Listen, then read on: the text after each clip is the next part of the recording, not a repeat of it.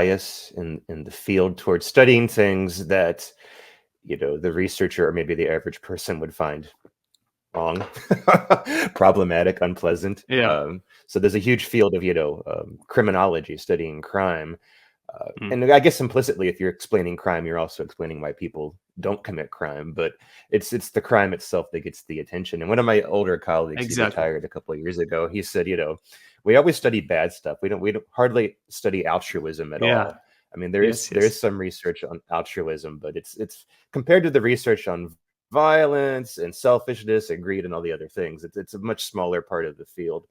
And so he actually was part of a push to have the American Sociological Association create a new section on altruism and social solidarity to try to, encourage the study of these things. So yeah, the study of cohesion, altruism, getting along, it is actually something that does get less attention in the field than the, what most people would see as the negative sides of society.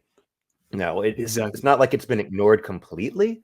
If you go back to the earliest work in sociology, like Emile Durkheim, for Yep. example, a French sociologist, Mm. he was very concerned of social solidarity and how it was created. One of his ideas was that rituals are very crucial for creating social solidarity, and so he viewed ritual as the most fundamental thing about religion, not the content of the faith or belief itself, but the rituals around it that brought people together for common purpose and bonded them.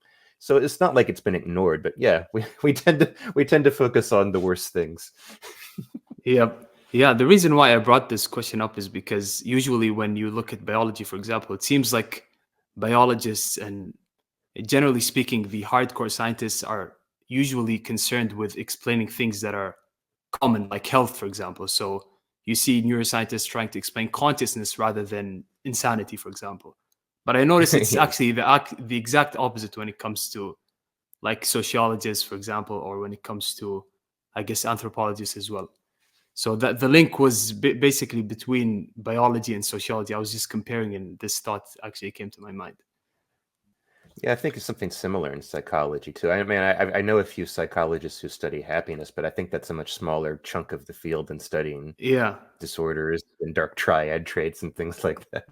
Yep. It's actually very tricky because it seems like, for me, it seems explaining the deficiency. So, for example, explaining insanity or explaining crime also implicitly explains all the other things. Like it implicitly explains the default position, I think. This is why people don't really Yeah. focus on it. But I think we'll Uh-huh. never know what happens until we explore those disciplines more, in a sense. Yeah. Right. So, okay, I wanted to actually, after I guess brushing this question away, we can delve into your specialty, which is social conflict. So, could you just walk Uh-huh. us through on the mainstream theories that kind of explain conflict, generally speaking? Conflict, I guess we can also define conflict because it's a bit of a tricky word. It has different connotations when it comes to sociology and when it comes to the mainstream definition of conflict. So, I think we could basically define conflict and then move on to, I guess, explain different theories that explain or kind of give a brief introduction about conflict.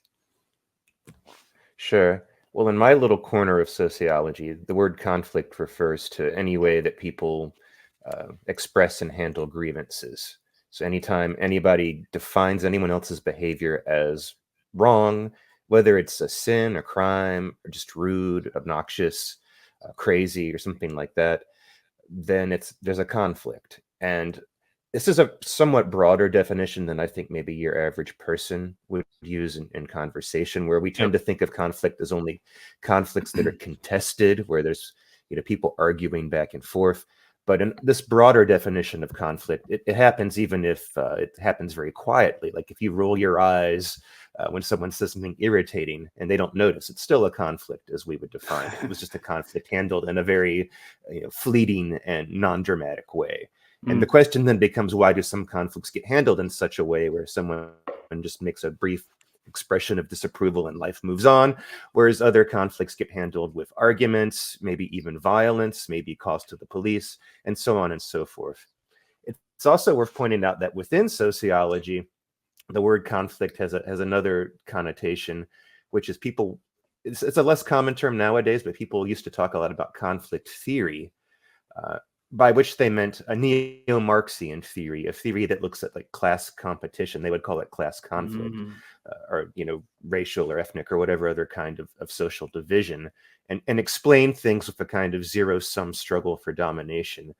And a lot of the things they would explain would be also things we would define as conflict in this area of sociology, but we don't necessarily assume everything is a zero-sum struggle or everything is a matter of class stratification and so on and so forth. So I would just distinguish the term conflict used to describe that broad perspective or approach versus conflict as a subject matter, which is what I'm studying. Okay. Yeah, that makes sense. So are there any theories that come to mind when it comes to explaining why conflict happens between humans? As far as I read, there's two they're not necessarily competing theories. They're kind of complementary in a sense. And I think you mentioned this in your Substack series, but those theories are opportunity theory and motivational theory. So maybe you can walk us through the motivational theory and versus the opportunity theory and whether they're complementary in the first place. Sure. Yeah, I mean, the type of theory I personally use is actually a type I haven't covered in detail on that Substack. I'm building towards it, but it's a structural approach. But I'll go into motivational and opportunity because I think they're an interesting pair. Motivational theories are in a lot of ways the default of sociology. I get the term motivational theory from my mentor Black, but it's most people would just call it, oh, is this like normal sociology, which is you're trying to explain how the social structure, the people's position in society or their ups and downs in society motivates their conduct.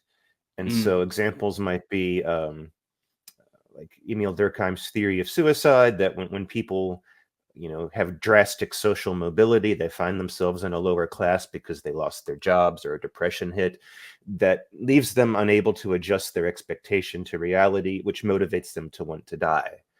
And you have other kinds of motivational theories that focus on what we teach people. How are they socialized as children? What are they brought up to believe? What sort of goals are they taught to pursue? And so it's a focus on what sort of things people want, what do they pursue, and what about society makes them want to pursue those goals. And so that's a common way of explaining human behavior, both in sociology and probably like in everyday life, in the media and so forth.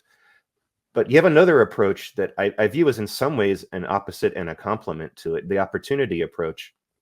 And this is again a concept I got from Black, but you can see this a lot in sociology and criminology, especially, where, all right, let's just assume there's always people who want to commit crime or commit suicide or get ahead in life or whatever. We're not going to explain why any particular person wants to. We just know that they're out there.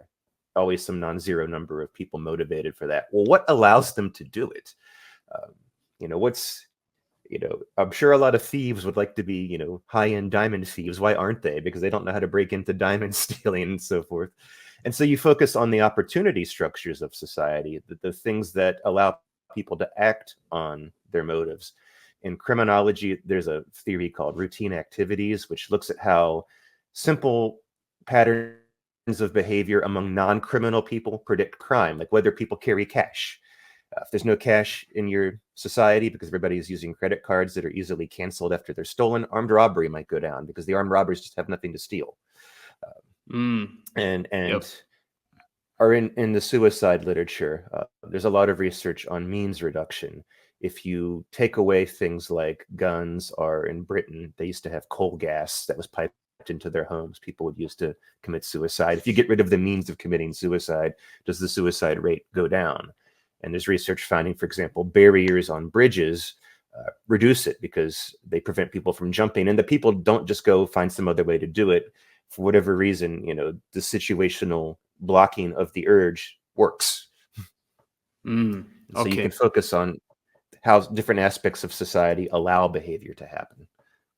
Yeah, I think those opposing theories kind of have a lot of consequences when it comes to the legal system, I guess. So if you take, for example, the opportunity theory, it would have certain consequences on the legal system, and if you take the motivational theory to be true, then there are other repercussions on the legal system. So just an overall scheme, I would say that if a person is tending towards the motivational theory of explaining behavior, they would be tilted more towards rehabilitation, for example, rather than punishing people. And then if they were leaning more towards the opportunity theory, they would be leaning towards punishment. So is this distinction kind of accurate when it comes to its consequences, or do you think some people can be opportunistic or following the opportunity theory and also, for example, following rehabilitation, for instance? Interesting point. Yeah, but the two things aren't logically contradictory in the slightest. I mean, you could combine them and say, well, factor A motivates people, factor B allows them to follow through on that motivation, and Okay. both things explain the behavior equally. And therefore, if we wanted to reduce the behavior, we should attend to both things. But I think you're right that in practice, yes, some people lean more towards thinking about one or focusing on one than the other. And that's one thing I mentioned when I brought up the routine activities theory in my Substack post. And I think that's the reason it's a big deal in criminology, is that it seems like almost a default when you see someone, committing crimes, to think what made them do that. Did their parents not raise them correctly, or are they under stress from the economy? But the focus on opportunity lets you look at other ways to prevent crime, like, maybe just put more lighting on that alley downtown so criminals can't hide in the darkness and things like that. Yep. So people often get into the habit of focusing on one or the other, but I don't think they're contradictory. I think they could both be drawn on. So let's say you did want to reduce crime. You could look at the motivational side and also at the opportunity side. Think of ways to prevent crime with, guardians, police, something like that, security cameras, advising people not to carry valuables in certain places where criminals are likely to be. But also you could try to focus on making people not want to be criminals, the reform aspect of things, as you mentioned. Yep. Yeah, I think, as you say, they're not necessarily contradictory. I think the motivational theory is tilting more towards psychology in a sense. So it's not necessarily sociology. And then opportunity theory is the one that is strictly sociological in a sense. So yeah, I think they're just operating at different levels of abstraction. They're not necessarily contradictory. They're just explaining different slices of reality in a sense. So yeah, I think it's an interesting link. So I wanted to actually move on to an Emil Durkheim theory, I think, the altruistic versus the egoistic suicide. So he mentioned that if people become too egoistic or too individualistic, they would be more likely to commit suicide. And then on the other side of the spectrum, if people become too attached to a group, for example, too collectivistic or whatever, they're also more likely to commit suicide, let's say. So would you say that you agree with this dichotomy in a sense that both a highly egoistic, let's say, person or society, you could say, not necessarily person, and the highly collectivist society would have those attributes that Emil Durkheim described, or do you think it's not necessarily true and the scientific research showed otherwise?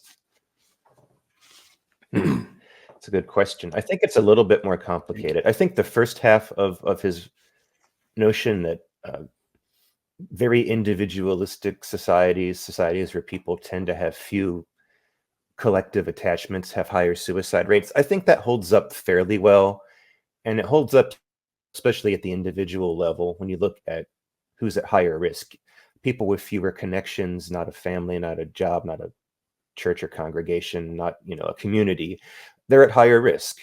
And some of that might be a selection effect of people who have depression or other problems don't form connections as well. But there's lots of evidence that losing the connections and gaining them makes a difference. I think it's a causal effect. So I think that holds up pretty strongly, and it seems to even hold up in more tight-knit collectivistic societies. Within those societies, it's the people who are detached who are still at higher risk. But I do think there's something to his idea of altruistic suicide, which is that you can get tight-knit societies that for one reason or another still have a fairly high suicide rate. You see it in the ethnographic record. Some of these tribal societies, which are very intimate by modern standards, occasionally you get one that has a high suicide rate. But the patterning of suicide you get in very tight-knit groups in societies or sections of society with very collectivistic ethos or organization is not necessarily the same as the pattern you get in very individualistic settings. And so you do get people dying as a sacrifice for their group under all kinds of circumstances, but solidarity, tight-knitness encourages that. Collectivistic organization encourages that. So the pattern of suicide and what triggers it changes. And we can talk Okay, about okay. examples, but people sacrificing as they see it for their group is something that is encouraged by solidarity. Mm. Okay, yeah, yeah. It seems like the generator functions of both of those extremes are different. So it seems like from what you're saying is that the individualistic, let's say, or the two individualistic societies, they might have a higher likelihood of committing suicide for different reasons than the collectivists, let's say. So the collectivists would Right. have, I guess, something related to honor and all those things, but then the individualistic extreme would have more so of maybe depression or sadness, things like that. So it's interesting to Yeah, kind of yeah. think about the contrast, yeah. hmm And I wanted to actually go back to a point regarding avoidance. So you mentioned previously that the opportunity theory and the motivational theory explain different parts of conflict, for example, or different parts of behavior. But I wonder if that distinction of both of those theories also holds up, for example, to avoidance. Because it seems to me like those theories, from the way I conceptualize them, they kind of they explain violence, they explain crime, they explain all those different things. But when it comes to certain conflict, let's say approaches like avoidance, it doesn't seem to me like it really explains avoidance well, like opportunity theory. When I think about why people avoid other people, I'm not sure if this still holds up in my mind. So would the distinction of the theory of the motivational theory and the opportunity theory hold up when it comes to avoidance as well? Or does it only hold up when it comes to violence specifically? I don't see why it would not, why you couldn't use either approach to explain avoidance. Like just thinking of an example off the top of my head, I imagine slaves would like to avoid their masters, but it's rather difficult to run away. Lots of things Okay, are in okay. place to keep them from exercising avoidance. So yeah, you Yep. could start looking at factors that make it difficult for a person to do that, such as you know, if they're in an involuntary relationship like that, they're being held in place and guarded, or even if it's not strictly speaking like hierarchical in that same way. I mean, maybe there's some practical factor like a person can't afford to move, or they're just not in a society that allows a lot of mobility, or they have to work with the other person and they're kind of stuck with them. So Mm. you can look for opportunity factors there too, I think. Oh, okay, okay. Yeah, that makes sense Mm. actually. So I want to move on to the concept of anomie, which is a concept that Emil Durkheim described in his book. Specifically, he described it when it comes to suicide. So he has this idea called the anomic suicide, which I'm sure you know of. And he mentioned that a decline in the economic status, for example, of a country would increase the likelihood of suicide. And also the increase, a sharp increase, let's say, in an economic status of a country would also increase the likelihood of suicide. As he described it, he also gave some examples when it comes to Prussia, I think back in the 1880s. And that was actually very interesting for me to kind of think about, because it seems like usually we attach suicide to decrease in economic status, not necessarily also increase. So Emil Yes. Durkheim, kind of put forward his idea of anomie. So could you just walk us through this idea of anomie and how it explains both the spike of an economic, let's say, status of a country increasing suicide, and also the decline as well? Sure. Well, in his work, he did, and I'm going to come back to this and say maybe it wasn't accurate, but he did think he observed that rates went up both during economic depressions and during boom times. And his explanation was that everybody needs some sort of norms about how they're supposed to live. We need our culture to give us some guide rails and some expectations. And he said that if you ever find yourself in a very different social class than what you were used to or raised in, um, your expectations no longer match your reality, your means of obtaining things. And he says that sort of normlessness, just people don't handle it well. if they can't have the things they used to have, they get frustrated, or if they can suddenly have a lot more than they know how to deal with, they start, kind of going off the rails. And he called that anomie. It's a word that means normlessness, without rules or laws to keep you behaving morally. And so he thought that would lead to suicide. I think as a psychological theory, there's something to that. I haven't investigated the psychology of it very closely my own self. I focus more on the structural factors. But I am going to say that regarding economic mobility specifically, I think he's only half right. We don't have any evidence that economic booms generally cause suicide rates to go up, and the upward mobility as such causes suicide. And this has been studied a lot in the century since his work. And it seems like his own finding might have been the result of a data problem, because they changed how records were kept as the society got richer. And so it made it look like there was a suicide spike when really they were just recording them better. So, Okay, I mean, yeah, it might, that makes sense. I think society getting richer might indirectly cause suicide rates to raise, like over the long term, if it leads to more breakdown of close relationships and, and other things that we think causes suicide. But this doesn't seem like upward mobility as such immediately raises the risk. Downward mobility, though, definitely does. The rates go up in depressions and recessions. They spiked around the world during the crisis of 2008. And at the individual level, you can see this.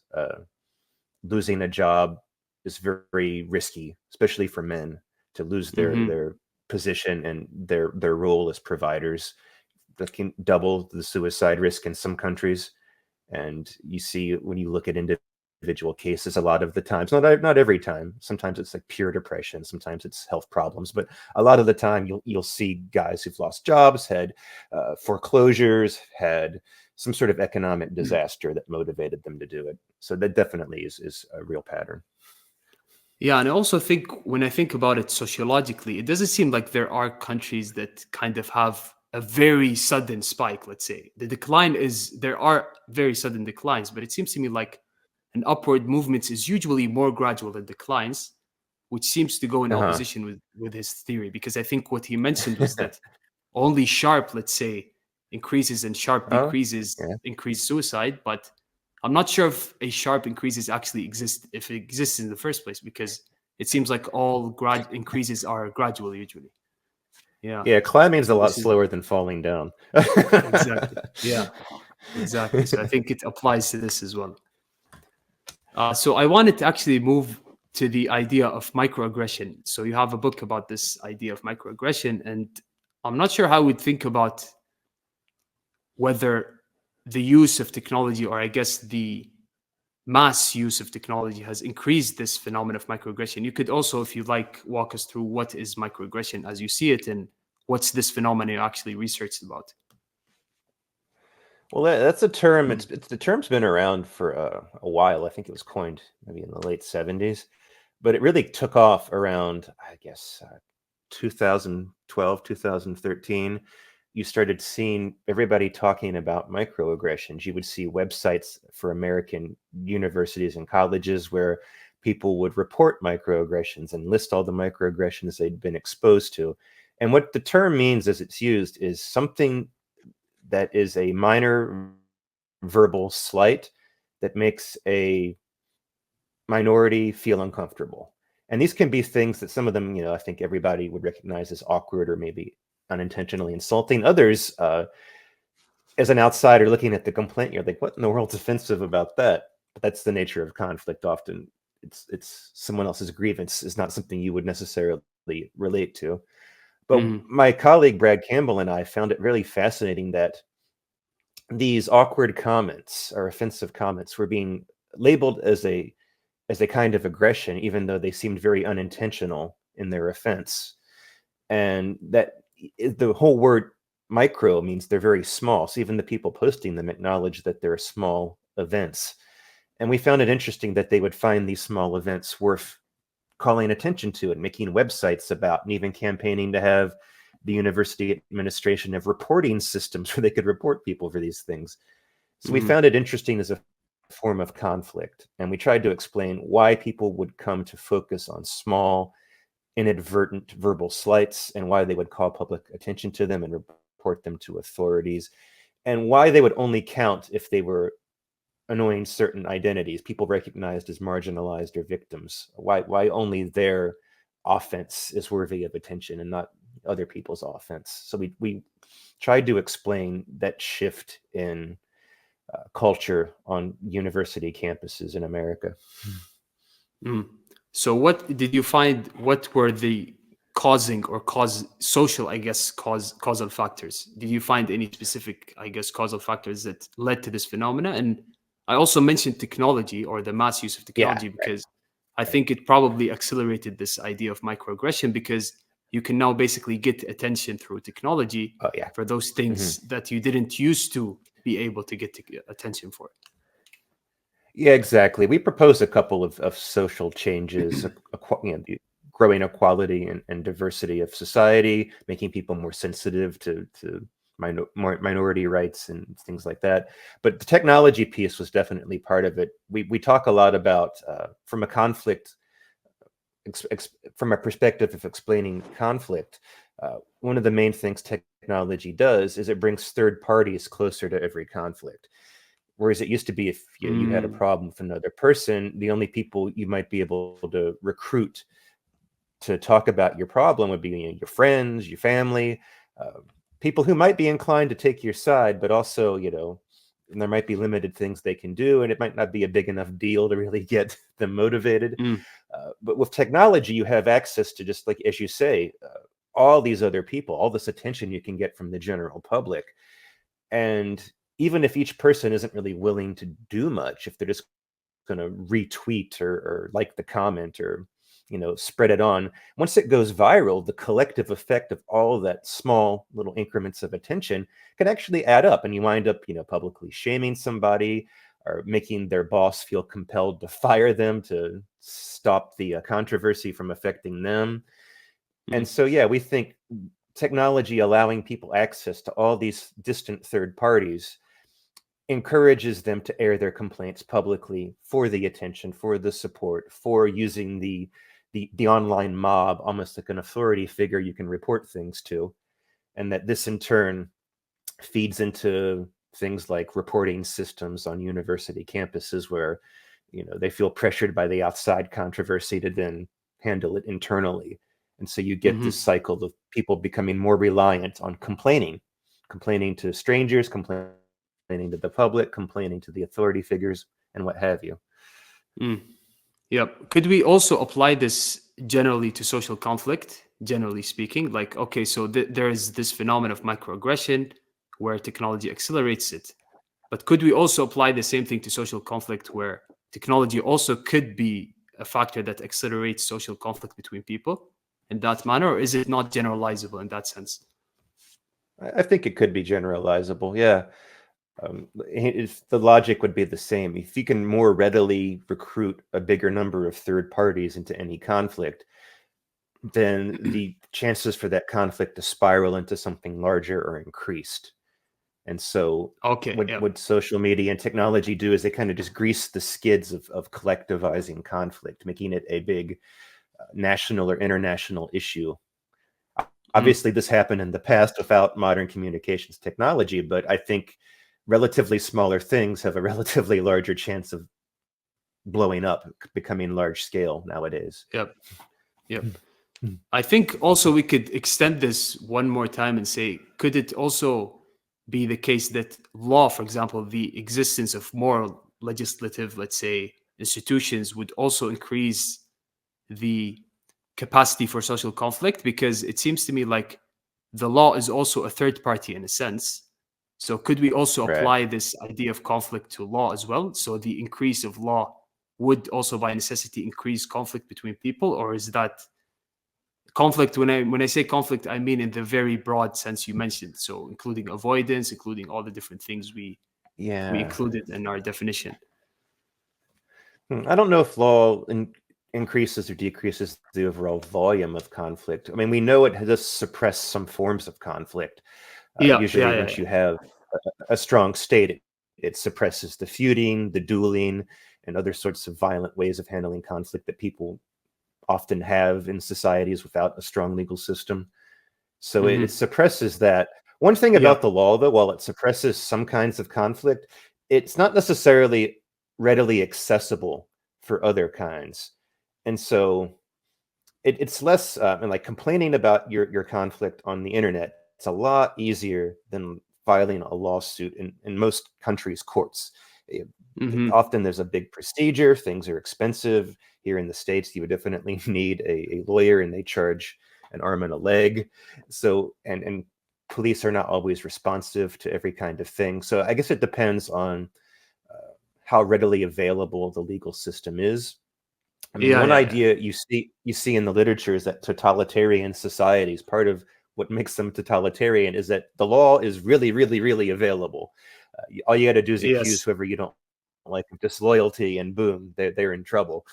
So, in other societies where the legal system is not that omnipresent, it doesn't get involved in everyday conflict as often. Yeah. Yeah. That makes sense. Yeah.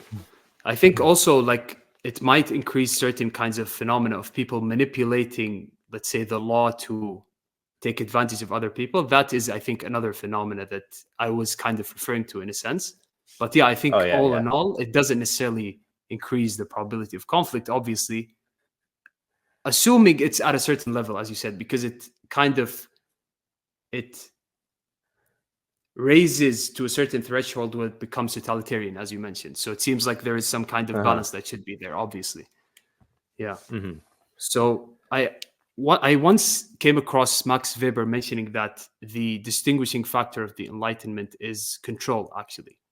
So I wonder how you would think Oh. about this idea. Do you think one of the sociological, let's say, revolutions when it comes to the pre-Enlightenment versus post-Enlightenment is humans trying to control things around them, or is that too broad of an idea to be insightful? How would you think about this idea or proposition of Max Weber mentioning that the Enlightenment is basically humans trying to control things more, whether it's the social world or the scientific world, whatever it is?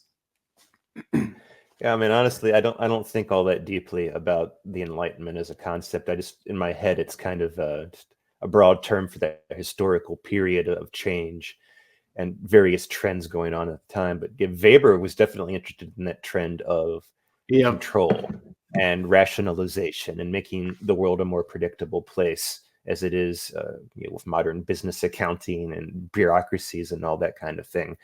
And so Hmm. definitely that was a major trend of the era. And Weber, as you know, was somebody very much focused on that trend, on the shift towards these, impersonal bureaucratic organizations, these very highly um, bureaucratized or rationalized systems of record keeping and bookkeeping, and even the growth of science trying to make the world a more predictable and orderly place. So definitely that was a part of that time period, a major social Hmm. trend. Yep. Yep. Yep. Yeah. I wanted to actually get into population. Interestingly enough, I'm sure Mhm. you've. I'm not sure if you've researched this before, but we can see that a lot of populations around the world. I'm sure this is more so an anthropological question, but I think it's overlapping with sociology in many ways. So there are different trends in the world with decreasing population, let's say populations. So I think the only exceptions are Uzbekistan, I believe, and Tajikistan. They're the only countries that are kind of increasing when it comes to fertility. Other countries are decreasing.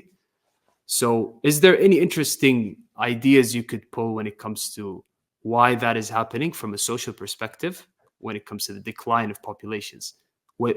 Maybe it's from people not believing in the institution of marriage. Maybe it's people marrying but not having enough children. So, do you have any insights on why that is the case? I mean, I don't think we have a good handle on exactly why. I mean, I know there's theories and ideas out there. One is just that people aren't, despite the fact that our species has made it this far, we're not necessarily wired specifically to have children. We're wired to want the things that traditionally led to children. We like sex, and we don't necessarily like children as such. I mean, I do, but not everybody does. Yeah. And so, without the instinct for children as such, when birth control becomes widely available, people use it, and they just have fewer children from lack of desire, especially in wealthy countries where there's so many other things to do to occupy your time, so many entertainments, and you can travel and do sports and do movies and whatever. So many different things to distract people. So that's one aspect, is just, we have other pleasures in life to a much greater extent than before, and are more into those than raising children or starting families. But I've also Yep. seen theories looking at specific social mechanisms, things like the fact that the media in many countries will show childless upper class people as a kind of prestigious example. I saw someone arguing that this explains some of the fertility change in Brazil, that all their TV shows and soap operas started showing this upper class childless lifestyle as a prestigious thing, and people imitated the prestigious, as they do everywhere throughout history. Uh, they set the tone in a society. So I've seen people arguing about that. Uh, Hmm. the focus in some societies or segments of society on status competition, getting ahead in competitive systems. I know this is a factor in East Asia. People will often mention that the stringent exam systems in China and South Korea, people are very worried about getting ahead in schooling, getting the best score so they can get one of the few jobs at a top company. Then they have to compete at the company. So breeds a kind of workaholic lifestyle where there's no time for family. So Hmm. people look at different specific social factors as well as just the effects of the world getting richer and having control over reproduction. So I'm not sure exactly what combination of things matters for any particular country. I do think it's something that needs a lot more research, both in its causes and its effects. Yep. To my knowledge, usually you don't get massive population declines historically unless there's been a great war or famine. So it's weird to see projections of modern countries where their populations might dip by 10, 20, 40, 50% without that. And what Yep. effects does that have? I think we're going to maybe be surprised by some of them. Yep. And it seems, as you said, it's very universal. Like the only exceptions Hmm. are, as I mentioned, are only 2 countries, 3 countries probably. So it looks like it's very deep. Actually, it's not something that is like specific to certain countries. It seems to be very deep. Even like countries that are kind of in the poverty side. So, for example, some countries in Africa, even though they have a high fertility rate, it's still decreasing if you see the data. So Uh-huh. it's really interesting. It seems to be very global. And I think one thing I've checked, which kind of confirms to a sense your hypothesis about people kind of gravitating towards this childless, let's say, culture, is that most people who end up getting married, they actually have children. But the problem is that there is almost like 50% of women who are childless by 30, I believe. So I think this kind Yeah. of proves your hypothesis that there are some people, it's either people having children or no children. There's no something in the middle, in a sense.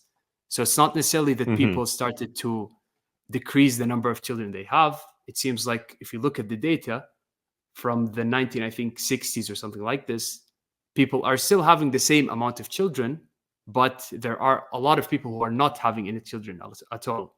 So I think it Right. kind of confirms your hypothesis to a certain extent. Yeah, that's interesting. So I wanted to actually ask you a question regarding politics specifically. It seems to me Sure. like sociology is, I wouldn't say necessarily excluding politics, but even though it's very overlapping when I think about it, I've read, for example, Donald Black's book. He doesn't seem to tap into the politics of things. And it seems to me like a lot of the topics that he mentioned are overlapping with politics. So I'm not sure why Hmm. is there almost like a distinction between those two, even though they're very much overlapping when I think about the concepts in my head. So as an example, I think social control or the idea of resolving social conflict, it seems like a big part of that is political to a certain extent. Obviously, there are a lot of things that are sub-political. For example, as we said, avoidance, but a big chunk of resolving conflict seems to be political in a sense. So, is there anything you could say with regards to this distinction and why people don't necessarily tap into it that much? Mm, I mean, I would say that, and I think Black, were he still alive, would agree. Most politics are what we think of as politics, right? The arguments that take place about policies, about the directions of the country, about who should be in what office. He would say most of that probably is conflict management through Yep. some means or another. And Hmm. so it's just kind of a matter of focus. I don't think he was interested in most of his work of focusing on collective level conflict. There's not a lot about like warfare in his work either. And it's not that that's not conflict. It's just not a subject he tackled. And Okay. another Yep. person who works in this subfield with us, she did some work on collective conflict, but like within societies, things like mob violence and rioting and stuff like that. And she always said warfare is going to break somebody's back one day, meaning, if somebody tried to bring this into our area uh, and apply some of these theories to it, it's a huge topic. There's a whole subfield of military sociology out there. There's all the military history, so you could really just get lost dealing with the size of the topic. I think there's a Yep. similar thing we could say about politics. There is a sociology of politics, or political sociology, and I could probably dig up a reading list if you wanted one. Yep. Sure. Sure. Sure. But off the top of Yep. my head, I can't really think of much right now. But yeah, it's a little subfield. It's usually pursued distinctly from my little area of sociology of conflict. But yeah, they're related, and you could study politics as conflict. It just hasn't been done extensively. Hmm. Yeah. It seems like only what you're saying is that it's just a focus, basically. So Donald Black, for example, was focusing, I guess, on the micro aspects of social conflict in a sense, rather than other people who are focusing more on the political or the macro aspect of it. Yeah, I think one person Yeah. who comes to mind, I believe, who tackles those subjects is Chris Blattman, I believe his name is. I'm not Uh-huh. sure if you're aware of him. I think he tackles Not that those. familiar. Yeah, he tackles those things in detail. So yeah, but if you have the reading list coming up to your mind, just send it to me on Substack, and I would love to just expand Sure. upon the topics. Yep. So this was I'll look actually into my it. last question. Do you have any final remarks, thoughts, any questions? Oh, no, no, thank you. But it was good talking to you. You seem to have a wide range of interests and experience. That's very Yeah. interesting. Yeah. Actually, I'm very interested in philosophy, and kind of I write about many different things. I'm not necessarily focused. And yeah, I wanted to actually ask you about this specifically. So do you think it's important to kind of focus on one specific thing from your academic background? Or is it really, I guess, okay to kind of have some leeway when it comes to a specific specialization? Do you think it's better for someone to focus on one specific thing, or I'd say better for what?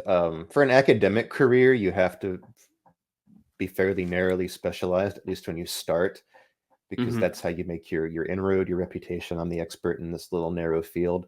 I think as a general intellectual, though, there's a lot of value in being a generalist, in wide Okay. ranging, and in being able to know different things and compare them. Personally, it's Mhm. also, I find that more fun. Yep.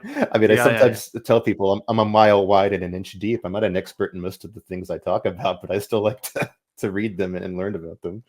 Yeah. It's definitely generalism is definitely more interesting than specialization, but it seems Mhm. like sometimes you need to, I guess, dive deep into certain subjects and specialize on them. So, yeah. Mhm. So, do you have any upcoming books coming soon, or you're focusing on articles, or do you have any upcoming new work coming up, or I have a book in the works, and it's regrettably behind schedule. It's a book called After Suicide. I'm co-authoring with a sociologist named James Tucker. Mm, He interviewed many people who lost loved ones to suicide, and so how do they respond to that? How do people in their community react to that? And he had a lot of good data on that, and I'm helping him write that up into a book. But that's been put on the back burner a little bit because I'm currently editing a symposium on. We've mentioned Donald Black a couple of times. He passed away this past year, mhm, and so a lot of his former students and people influenced by his work decided to get together and make a special issue in the journal American Sociologist, talking about his legacy and influence and future directions for this little area of sociology. And so I'm working on my contribution to that and helping the other people edit theirs. And so that's mhm. been taking up a lot of my writing time lately. I also have Oh, a okay. survey project I'm trying to do on conflict within graduate programs in the U.S. looking at how people Mhm. handle conflict. You mentioned politics. I'm looking at conflict over politics. Do people, feel grievances about other people's political leanings or political Okay, that's exclusion interesting. or Okay. whatever? So we'll see Mhm. how that shakes out. So I'm a Yeah, busy yeah, man. yeah. Yeah, good luck with all of your projects. I just wanted to ask you one last question. How long did Sure. your last book take you to write?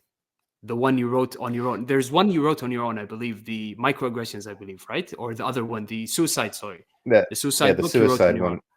Yep. So how long did it Well, I take you to mean, write that book?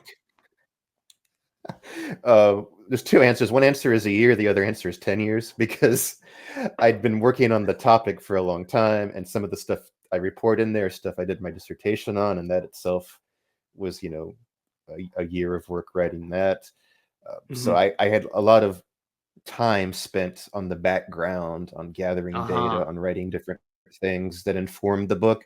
But once I actually sat down and got serious about finishing the thing, I knocked out the manuscript in under a year. Oh, wow, wow, wow. That's interesting. And it's also inspiring as well. Yeah. Okay. Thank you so much for taking the time to talk to me. That was a great conversation. You're Thank you welcome. so Thanks much. for having